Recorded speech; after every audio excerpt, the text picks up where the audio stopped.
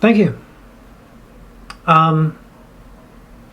My goodness, how wonderful it is to be invited to speak. I really appreciate the opportunity.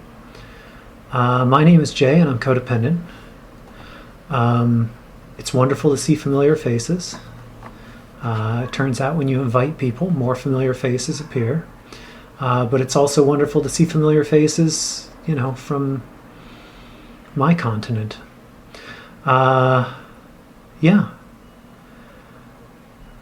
I was thinking real hard about what I wanted to share today, and then I got a call from a sponsee last night, and I shared some things with that sponsee and decided that I would bring some of that here. A lot of meetings focus on the step of the month, so I'm going to switch things up and talk about step 2 and a little bit of tradition 2, specifically as it surrounds higher power. Today my higher power has brought amazing things into my life. I haven't owned a car for, it's been a decade. And the world has changed, and I decided that a personal vehicle needed to be obtained, and I obtained it this morning. And maybe I'll have time to tell that story towards the end.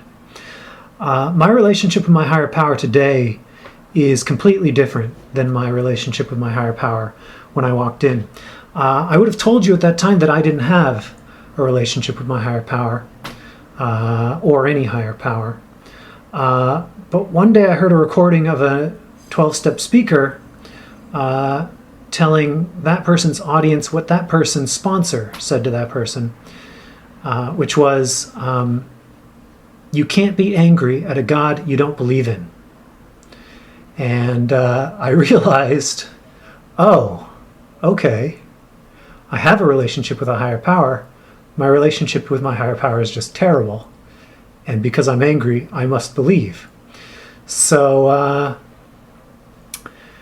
that was the spark, the fire that led me to really want to take step 2 seriously.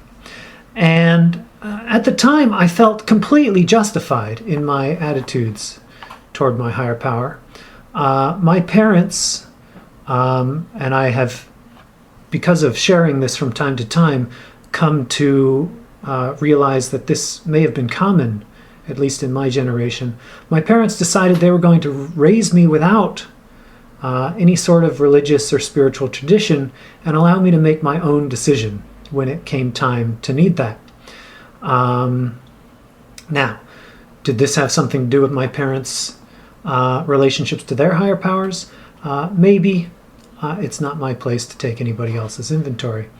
And I did get some exposure to various spiritual traditions through friends, through neighbors, just by being at school, learning about new people, people with different beliefs and that sort of thing. But it was not going to a place of worship, never ranked very high with me. And eventually the U.S. school system starts mentioning parts of history that were perhaps fueled through religion, such as the Spanish Inquisition and the Crusades and that sort of thing. And I'll put it this way, not very good PR for the idea of exploring the idea of a higher power. I later came to realize that humans with free will do very interesting things with what might be written in books and perhaps twist the meaning to their own purposes. So I try to be very aware of how I might be inadvertently doing that in my own life.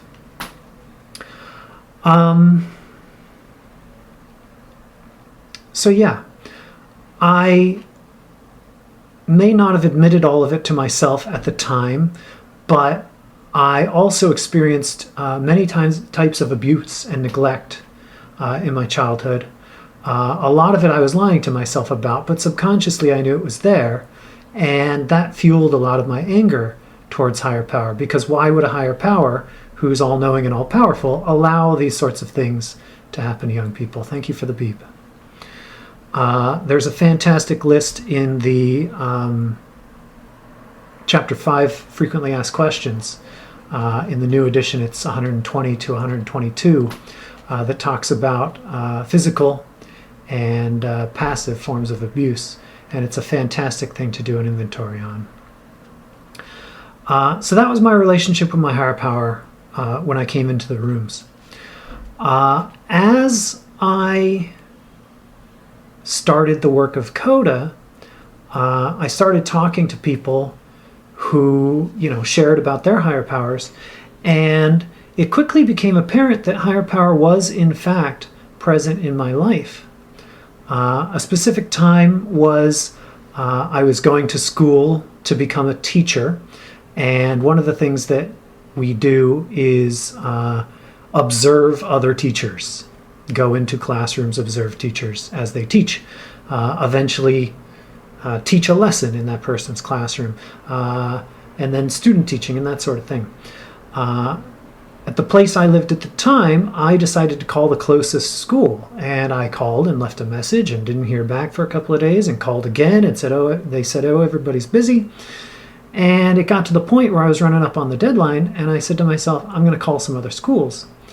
And the next school I called, they picked up the phone, I told them what I was doing, and they patched me right through to the person in charge. And by the end of the phone call, I had an appointment.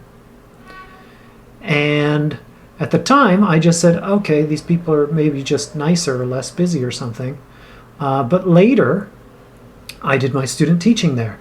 The teachers there really seemed to like what I was putting down, and they advocated for me to be hired. And I have worked at that place for the rest of the time, and I'm very lucky for that to have happened.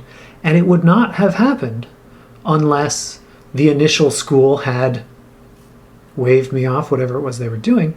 And I firmly believe that higher power was, in one way or another, making/contributing to that sequence of events. And my relationship with my higher power continued to grow and evolve. I am in an email meeting with a member of this program who speaks of, instead of higher power, new higher power that works, which is an interesting turn of phrase to me, because it emphasizes that I can either fire my old higher power and hire a new higher power. I'm not quite sure how I feel about the capitalistic sort of innuendo there, but the words communicate. Or I can perform upgrades on my existing higher power, or surgeries, Frankenstein a higher power. Hopefully I'm communicating. And, if I am creating the idea of what my higher power is, because if my higher power is beyond my own understanding, then ultimately I need to change what I think my higher power is, does, is capable of, etc.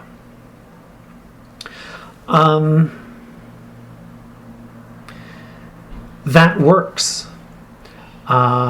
My belief about my higher power before program and in the beginning of program led me to assume that my higher power was going to do things, and that belief was less than functional. And so I got to create a new relationship, a new idea of higher power that helped me get to a higher power that does work in my life. Interestingly, in working step 7 last month in a meeting, and by working I mean discussing quite deeply, there's a sentence in the Blue Book that says we form a partnership with higher power. And I was thinking a lot about equal partnership, and I was having a hard time thinking to myself, how can I have an equal partnership with a power that is greater than myself, with a power that knows everything, at least about me, if not everything, how can I have a partnership with that? And it led me down a very interesting philosophical path, which I will summarize, which is I was carrying a belief from my childhood that my parents knew better what was good for me than I. And parenting was a thing done to me. And I was projecting that belief onto my higher power.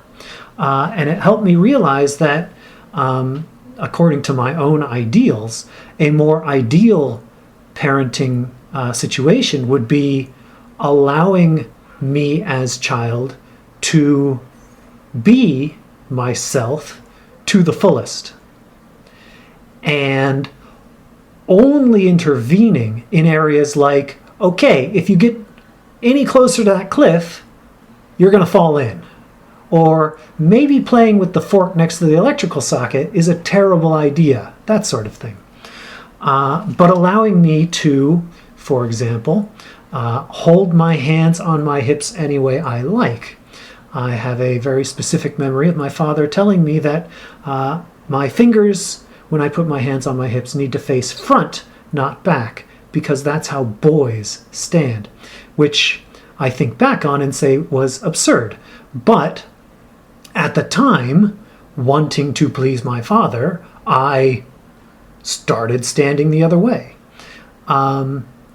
It's not that it was uncomfortable, it's just not what my body was doing naturally. And why not allow my body to do what it's doing naturally? So, not transferring that to my higher power means that even if my higher power has all these abilities beyond mine, my higher power has my higher power's work to do, which is bringing things into my life, and I have the responsibility of opening my hands, of being aware of what is and is not comfortable for me, noticing that sometimes my higher power is bringing challenges into my life, which is to say, challenges to my new ideal behaviors, so that those new ideal behaviors can be solidified through repetition.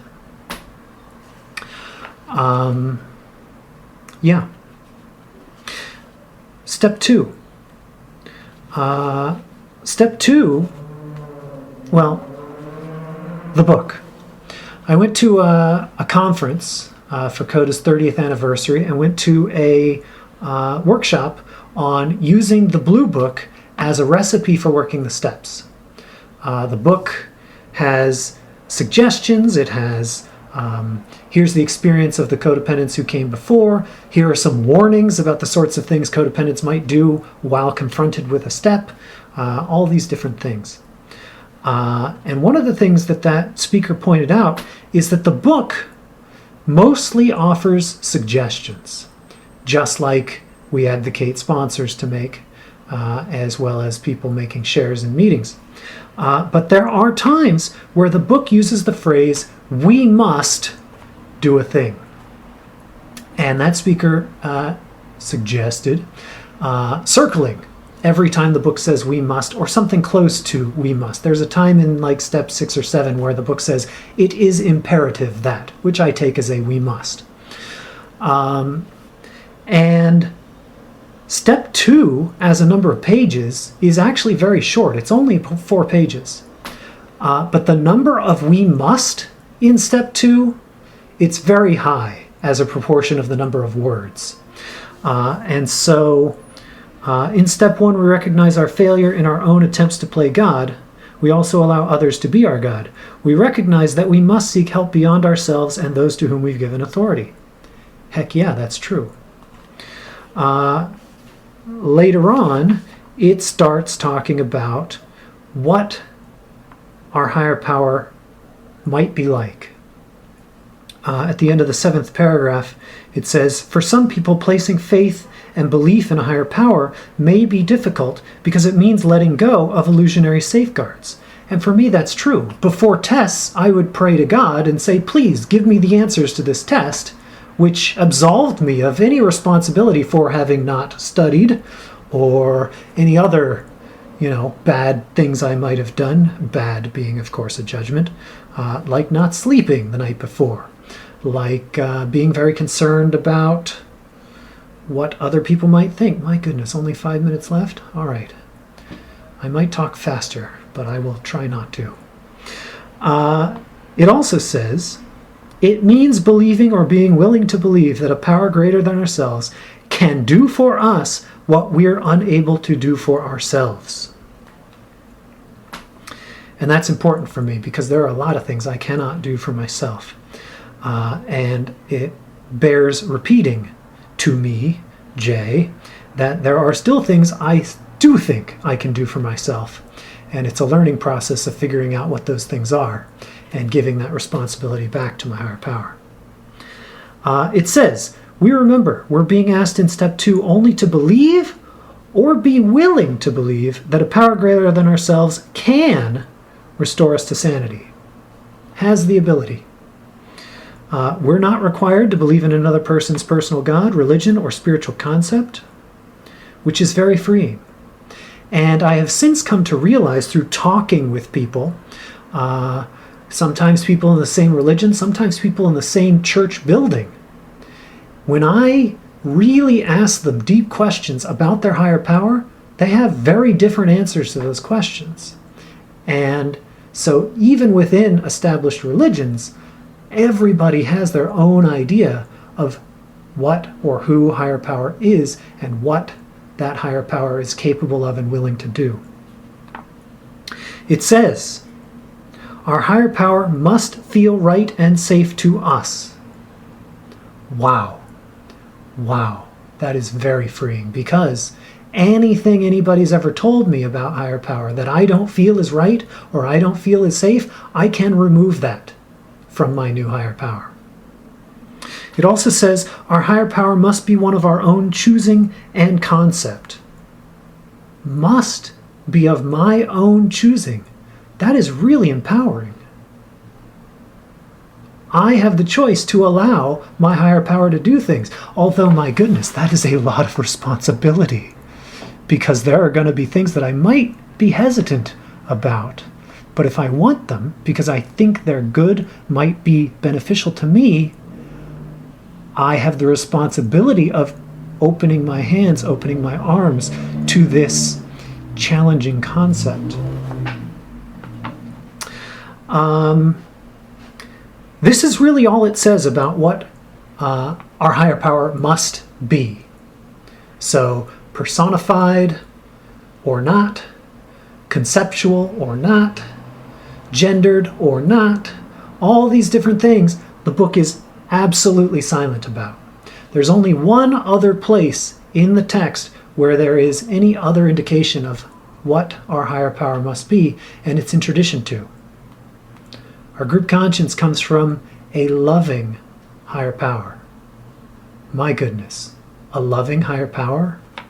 That was quite a different concept from the one I walked into these rooms with in the face of the historical whatnot that I had been attributing to higher power, but later came to realize was more about humans trying to control other humans.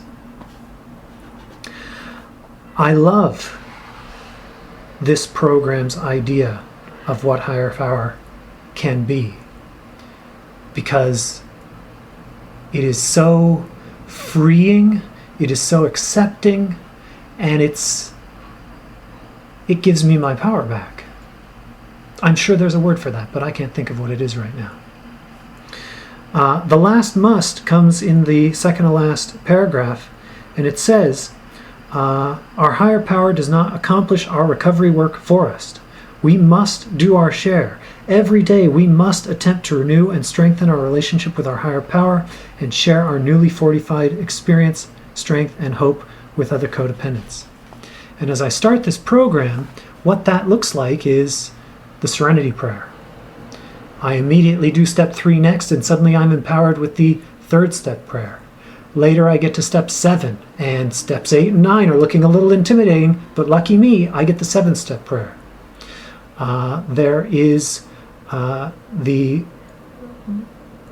my favorite prayers, the wake up and go to sleep prayers.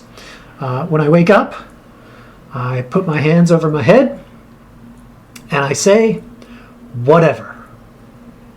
And then I get started with my day. And then when it's time to go to bed, I put the covers up to my neck, I put my hands up over my head, and I say, enough. And then I go to sleep.